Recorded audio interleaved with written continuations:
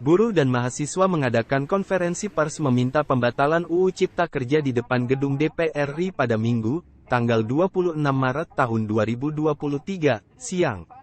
Ketua BEM UI, Melki Sedek Huang menjelaskan, pihaknya sudah punya sikap tegas yaitu menolak Perpu Cipta Kerja disahkan menjadi undang-undang. Ia menilai, Presiden Jokowi dan DPR RI sudah melanggar konstitusi karena dengan sengaja mengesahkan UU Cipta Kerja.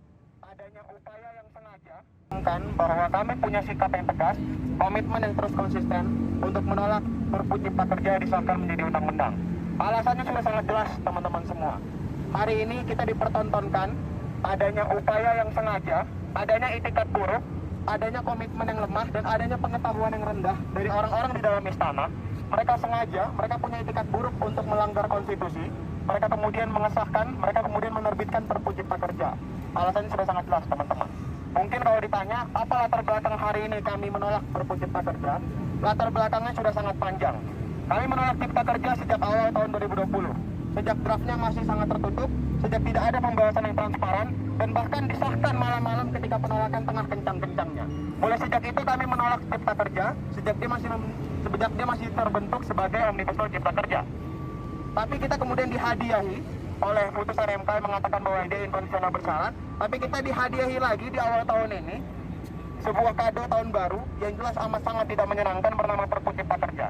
Perpu Cipta Kerja merupakan persekongkolan elit politik, merupakan tindakan inkonstitusional, dan merupakan itikat buruk Presiden Jokowi untuk sengaja melanggar konstitusi. Mengapa saya katakan sebagai itikat buruk? Karena tidak mungkin Presiden Jokowi tidak tahu bahwa tindakannya melanggar konstitusi.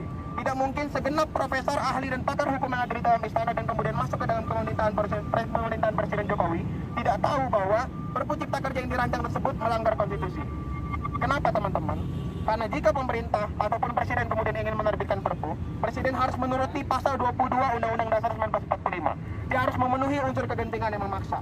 Dan hari ini di konsideran Perpu Cipta Kerja, kita tidak melihat bahwa kegentingan memaksa tersebut betul-betul kegentingan memaksa. Dan kita malah melihat kegentingan memaksa tersebut sebagai kegentingan yang dipaksakan. Setidaknya ada 3 faktor di dalam konsideran Perpu Cipta Kerja yang kita pertanyakan.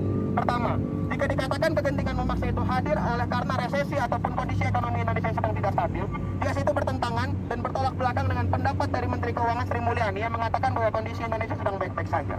Dan jika dikatakan bahwa Perpu Cipta Kerja itu hadir oleh karena ada kondisi lingkungan hidup Indonesia yang sedang perlu perbaikan dan lain sebagainya, biasa itu bertentangan dengan apapun yang terjadi saat ini. Pemerintah mau menerbitkan peraturan kebijakan dan lain sebagainya yang bertentangan dengan kebijakan untuk melestarikan lingkungan hidup, justru malah mengacaukan lingkungan hidup. Jelas teman-teman, ini melanggar konstitusi. Jelas juga pemerintah kemudian memasukkan ke dalam konsiderasi bahwa konflik Rusia Ukraina bahkan dimasukkan sebagai salah satu alasan kegentingan memaksa.